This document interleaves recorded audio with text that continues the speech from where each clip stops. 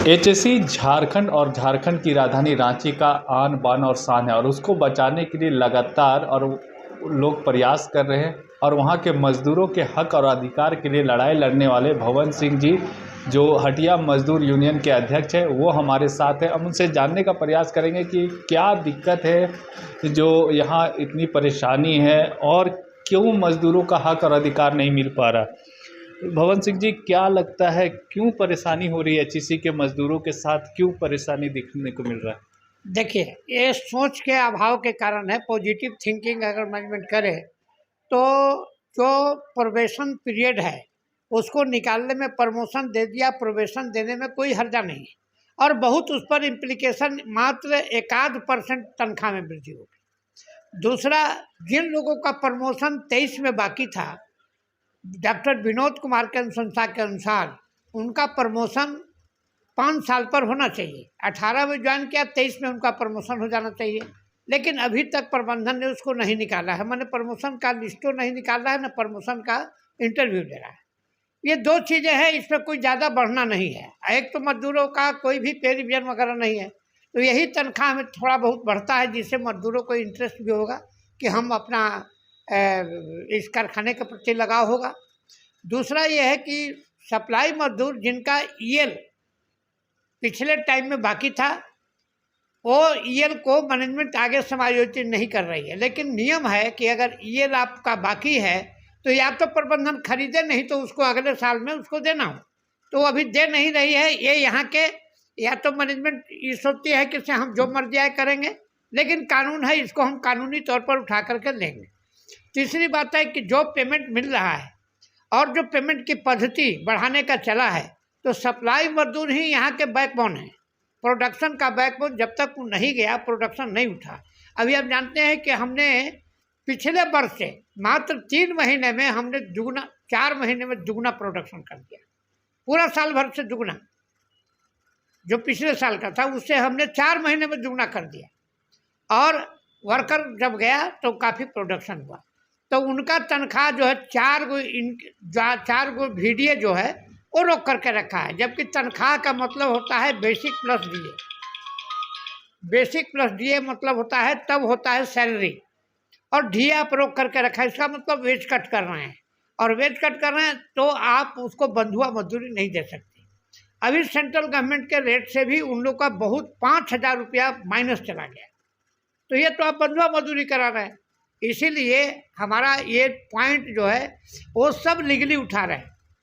और अंतिम बात है कि जो मजदूर, सुप्रीम कोर्ट, हाई कोर्ट ने जजमेंट दिया कि जो वर्षों से नौकरी कर रहे हैं, काम कर रहे हैं ठेका मजदूर में और सप्लाई में, जिसका हैंडल एचईसी खुद करती है, फेक कॉन्ट्रैक्टर है, सेम कॉन्ट्रैक्टर है, और उसको आप परमानेंट नहीं कर रहे हैं, तो हम परमानेंट का भी विवाद श्रम विभाग में और न्यायालय में, इसके लिए हम जाएंगे और लगभग 400 से 500 मजदूरों को हम स्थायीकरण कराने का कोशिश करेंगे। इसके पीछे लॉजिक भी है कि आज एचईसी में स्थायी मजदूरों की संख्या मात्र 550 है और सप्लाई मजदूरों की संख्या 1500 है। तो ये तो ठीक नहीं है। कारखाना तो गिनती होगा परमानेंट से, और अफसर की संख्या भी 500। तो आप उसको कंपोजिशन को अगर नहीं बदलेंगे तो कल न कल कारखाना को तो ऐसे ही पूरा खाली कर देगा। इसीलिए हमारा एक सोच है और उसके तहत में हम कोर्ट कचहरी का हम सहारा देंगे, हम न्यायपूर्ण सहारा करेंगे और मजदूरों को भी जागरूक करने का काम करना है, ताकि मैनेजमेंट हम दबाव बढ़ा सके। मैनेजमेंट जो 26 दिन का पैसा काट करके दे रही थी वो हमारे कहने से रुकी है और उसको मैं सुधार किया है। दूसरा, प्रमोशन निकालने का कहा है कि निकालेंगे, लेकिन इस पर कोई भरोसा नहीं है। लेकिन प्रोबेशन ऑर्डर को निकालने का आदेश जारी कर रहा है। ये 3 चीज़ें हमारे काम करने से हो रही है और हम समझते हैं कि 10 दिनों के अंदर में इसका एक फल निकलेगा।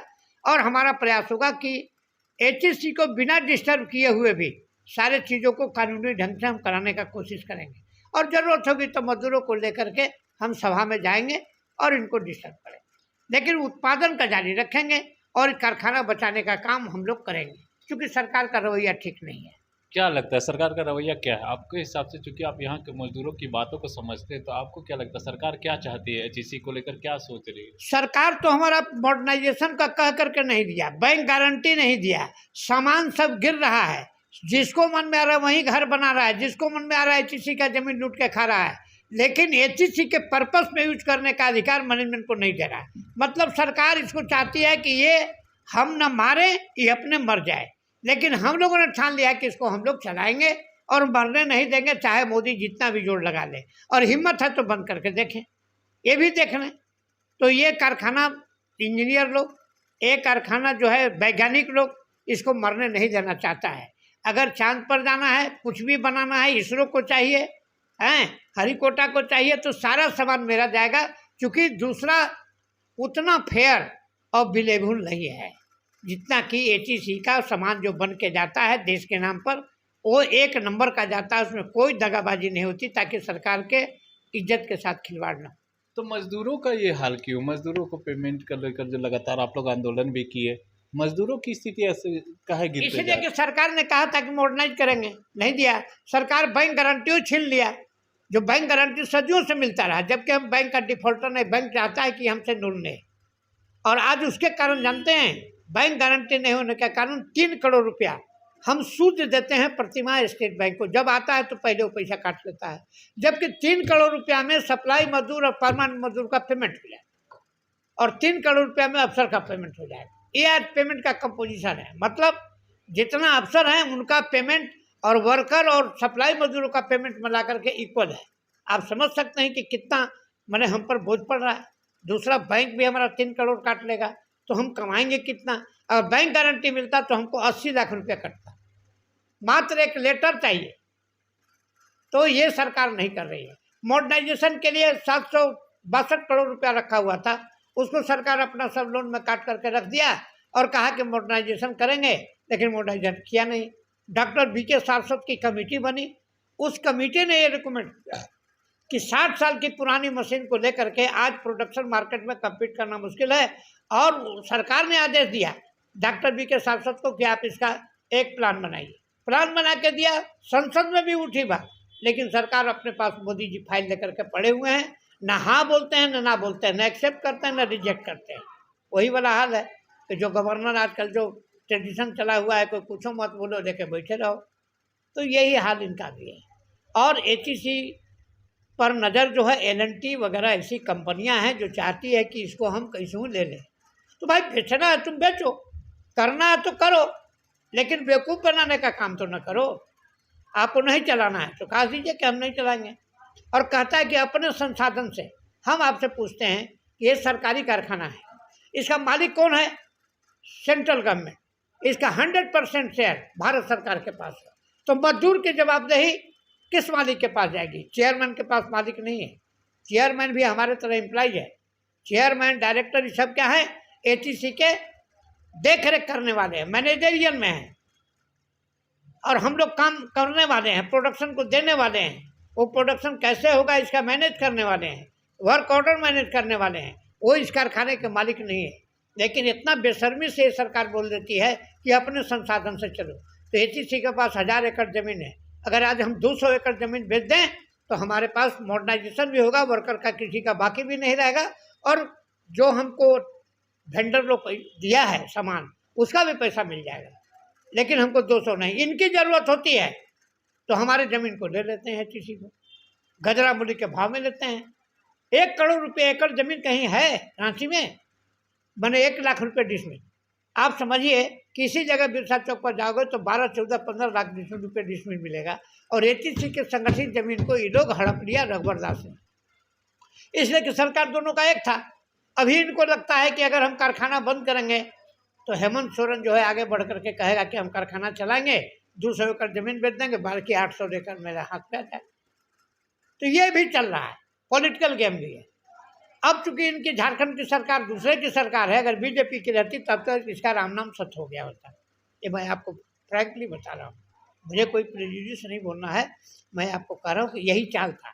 लेकिन बीजेपी की सरकार बनी नहीं, इसलिए अभी बेचेंगे तो जमीन, लैंड रेवेन्यू हमेशा राज्य सरकार का मामला होता है, और राज्य सरकार इनको देगा नहीं। इनसे 36 का रिश्ता है। ये जहाँ बेचने का बंद करने का बंद करेंगे तो जमीन ऑटोमेटिक झारखंड सरकार के हाथ में आएगी। इधर से पॉलिटिकल कांग्रेस और सारे लोग का प्रेशर पड़ेगा कि तुम 200 एकड़ जमीन से दे करके मॉडर्नाइज कर दो, और बाकी जमीन सब तेरा, चूंकि मालिक तो तुम हो। तो एचईसी भी दंदन चलेगा। और यहाँ के आदिवासी लोकल अभी जो एचईसी में हैं उनमें 80% लोकल पीपुल है, जो चाहे ठेकेदार मजदूर हो या परमानेंट। आप आज बैठक किए जो मजदूरों के हक अधिकार के लिए, क्या लगता है उसको सरकार मानेगी? क्योंकि वहाँ तो केंद्र सरकार। हम दिल्ली जा रहे हैं, हम मंत्री से भी बात करने की कोशिश करेंगे और चेयरमैन से भी बात करेंगे। और हमको जो लगना है, जो मजदूर का सवाल वो अलग है, उसको रिवाइवल का सवाल भी हम लेकर के जा रहे हैं। और हम अपने नेताओं को दे करके उसको फिर से पार्लियामेंट उठाएंगे कि वेदर सरकार इसका जवाब दे है कि नहीं, ये उठाएंगे ताकि उसको पैसा मिल सके। और एचईसी को जब भी पैकेज मिला है तो एचईसी ने अपने कारखाने के उत्थान के लिए किया है। अब 60 साल की पुरानी मशीन से तो आप मार्केट में कम्पीट नहीं कर सकते। आप आज फ़ोन क्यों ही लीजिए, हाथ में पहले टेबल पर आया, फिर टेबल से दूरी पर आया, फिर अभी पॉकेट में आया, छुटकी आया, अब बढ़की आ रहा है। ऐसे दुनिया को आप देख रहे हैं। तो ये टेक्नोलॉजिकल डेवलपमेंट में अगर आप पीछे रहेंगे तो आप तो नहीं कम्पीट करेंगे।